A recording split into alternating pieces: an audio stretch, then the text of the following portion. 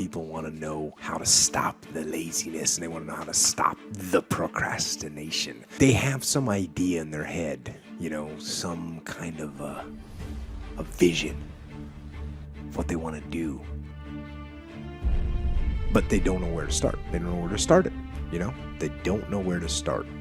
And so they say, hey, where do I start? And when's the best time to start? And I have a very simple answer for that. Here and now. That's it. You want to improve? You want to get better? You want to get on a workout program or a clean diet? You want to start a business? You want to write a book or make a movie or build a house or a computer or put together some mobile application? Where do you start? You start right here. And when do you start? You start right now. You initiate the action aggressively. You go. Because the idea isn't going to execute itself. And the book isn't going to write itself. And the weights out in the gym, they're not going to move themselves. You have to do it, and you have to do it now. And that means you got to stop thinking about it and stop dreaming about it and stop researching every aspect of it and reading all about it and debating the pros and cons of it. Just start doing it. Take that first step and make it happen. Get after it. And get after it here and now. Start before you're ready. If you wait until you feel ready to do anything meaningful, you're going to be waiting for the rest of your life. Among the people who are the most successful, the happiest, the people who are actually contributing the most, they all have one thing in common, and it's this. They all start before they're ready. You see, I think you've misidentified the enemy here, because the enemy, it's not making mistakes. It's not changing your mind, and the enemy is not your fear.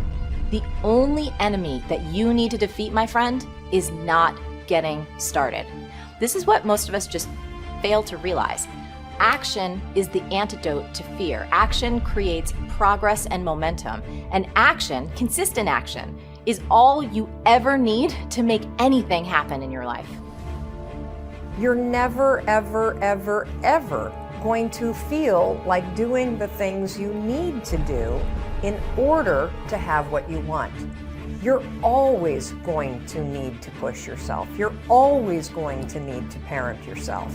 So what is the net advice on this? What is the bottom line? The bottom line is no one's coming. No one. No one's coming to push you. No one's coming to tell you to turn the TV off. No one's coming to tell you to get out the door and exercise. Nobody's coming to tell you to apply for that job that you've always dreamt about. Nobody's coming to write the business plan for you. It's up to you. And because you're only ever going to do the things that you feel like doing right now or that feel good right now, unless you understand that you've got to parent yourself, you got to push yourself, you're not going to make your dreams come true. You're just not. We're not wired that way. You weren't born that way, you weren't that way when you were growing up, and you're certainly not that way as an adult. And there's a tremendous amount of liberation that comes when you accept the fact that you're always going to need to give yourself a push. Purpose and reason and cause are extremely important. This is the why of your actions. This is knowing why you're doing what you're doing. This is the commander's intent. And so you absolutely these are important. If you don't know why you're doing something, well then let me ask you a question. Why are you doing something? It's very clear, it's very simple to understand. So you got to know if you don't know why you're doing something, then what are you going to do when you hit an obstacle? You're going to stop. What adaptations are you going to make when things go wrong to overcome them? You're not going to make any because you don't know why you're doing it. So if you have no reason for doing something, you're not going to do it. So you got to have a long-term goal. We got to understand the underlying purpose of what you're doing. You know who you have control over? You don't have control over your 9-year-old kid. You might think you do, but you don't. You don't have control over your wife to just make her, get in the game. Oh, you want to stay on the program. You want to cook whatever 14 chicken breasts on a Sunday night, so you got 2 a day during the week. Honey, make it happen. If you are a good leader and you explain what your goals are and you get her on board with the program, then yeah, guess what she's doing on Sunday night? Helping you cook some chicken breasts for the week. But this is just like anything else, man. This is just like any other leadership situation. You want to blame the team when something's going wrong? That's not going to get you a solution. You need to take ownership of the problem. You need to get the problem solved. And when I say get the problem solved, this doesn't mean impose your will on the team. That means you need to lead the team. And there's a big difference. I don't quit. I'm resilient. I own the number one skill, the number one talent required to eventually win. I already have. I can't quit. You'd have to kill me to get me out of chasing my dream, right? So number one, I want to point it out as the number one gift. The best ability is availability. Do you have it? Have you decided to have it? Is it something you're going to possess the rest of your life?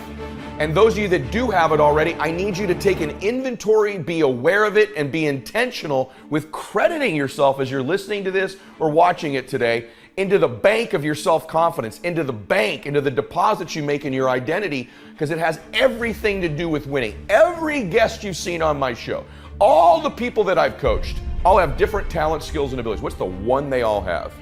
The ability to stay present, the ability to stay in the fight, to have not quit. You think, well, that's not a big deal. Really? Because as I've been talking, millions of people made the decision to quit on their dream, just as I've been talking to you. The rest of the day, millions more will. Tomorrow, millions more. Every day, literally millions of people quit on one of their dreams, their dream relationship, their dream business, their dream body. So quitting has become the number one habit in the world by people that end up losing. And I'm telling you, it happens every day, every second, everywhere. Just the fact that while I've been speaking, you're still after your dream, you're ahead of them. You don't give yourself enough credit, because eventually what I found, it looks like winning's this huge competition. But every day, every week, every year, every decade as time goes by, you're gonna find that you're competing with a smaller and smaller and smaller group of people for your dream, because so many of them will just quit. And by the way, many of them that quit will possess talents, maybe even gifts you don't have. Their incredible ability with people, their incredible strength, their incredible brain, and they'll quit with all this giftedness, but you got the talent. You have to learn to distinguish between something that is a talent and a gift. You can develop skills, you can develop talents. Gifts are something you're born with, but the people that I see that win long term are the ones who develop the talents and skills required to win.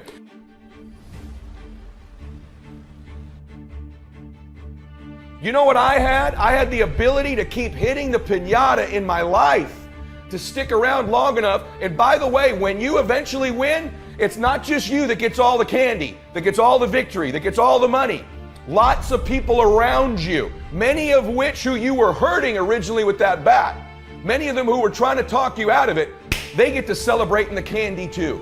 My prayer for you is that you begin to think about this analogy. The piñata of your life, the piñata of your business, the piñata of your body. As you're swinging away, I'm here to tell you, even though it doesn't feel like it, you're getting closer to the candy. And if you can add more people to celebrate, it's okay that you feel disoriented. It's okay that it feels blinding and you don't know exactly what direction to go. Just like these precious babies with the piñata. It's okay that you miss it once in a while. It's okay that you get tired once in a while. But as long as you keep after it and you keep pounding away, that compound effort of your pounding, I can promise you there's candy someday. And everybody around you will jump on it and celebrate. That's my wish for you today, as you listen to me, of all the skills I'm going to teach you, that I've taught you. And if you've not listened to my other shows, I teach you about listening, transfer energy, how to close, how to change your identity, how to live blissfully dissatisfied, how to unlock your success code, all of the very detailed things I teach. Today is the most important thing, is that as you learn all these skills, it'll help you with the blindness. Every single skill you learn, you'll see clearer and clearer and clearer. But if you don't develop the talent, the number one skill in the world, which is to keep hitting the piñata and to stick around until the candy comes out, because here's the deal. Someone's gonna get the candy in life. There's always candy in life. That piñata eventually always breaks down. Do you want to be the person who was there in the beginning, hitting as hard as you could and sacrifice it and maybe hurting the people around you and never get the candy? Or are you going to get something for your pain? Are you gonna get something for your effort? Are you gonna get something for this sacrifice you're making? You gotta get something for this pain. You gotta stick in the game until the candy comes out, and then we all get to celebrate.